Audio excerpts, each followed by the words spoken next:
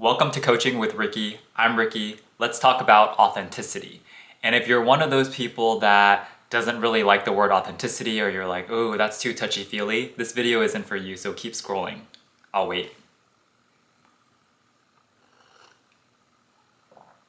All right, so authenticity. So as I've posted more on Instagram and as it's grown over the past year, I've been receiving a lot of messages from video editors and other people reaching out with services offered to me.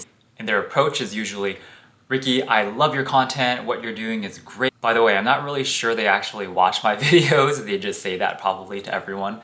But they say things like, you're missing out on something that all other entrepreneurs and coaches and content creators are doing. And if you let me show you, I'll be able to help you boost your revenue by X amount or X%.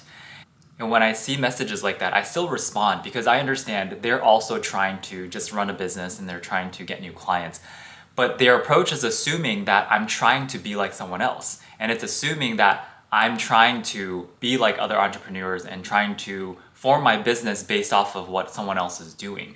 When in fact, that's far from reality. I'm just doing what I love doing and what I'm good at, and that's working with clients and empowering people to thrive in their careers. That's something that I did personally and that I continue to help coach and guide people as they kind of navigate through and find their own way.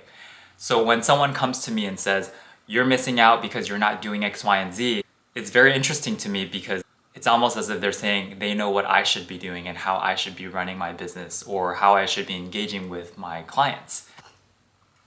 I get so many of these emails daily now, but this is a great reminder that I wanted to share with you to just remember to know your why, know your purpose, because nobody else can tell you what exactly you're feeling or how you should be feeling. And nobody else can really know what the best answer for you is or what the best outcome or action for you is. That's something that you need to identify for yourself. Even as a coach, I always tell my clients and people that I'm not here to just give you advice and I'm not here to tell you what to do. That's a consultant. And if you want to pay someone a lot of money to order you around and say, you need to be doing this, this, and that, that's fine.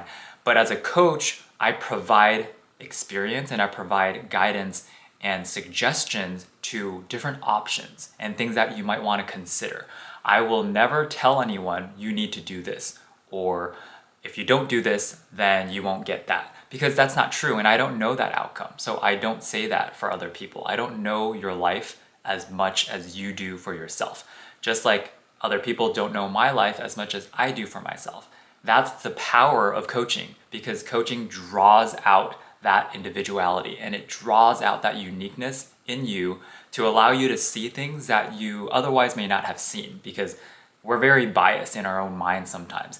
And when we don't have someone who can reflect that back to you, someone who is professionally trained to listen intently and to ask questions that prompt different perspectives, that lead you to different outcomes, that's where we get into trouble, when we're too biased and too tunnel visioned. And as I was reflecting on this, it made me think about the situation that happened just this past week, where I saw a previous colleague of mine that I worked with in the corporate world, but she's a coach now. She wrote a book and she published it and it's been very successful. Hold on one sec, I actually have it here. You should check this out, Boldly Inclusive Leader, written by Minette Norman. It's a great book.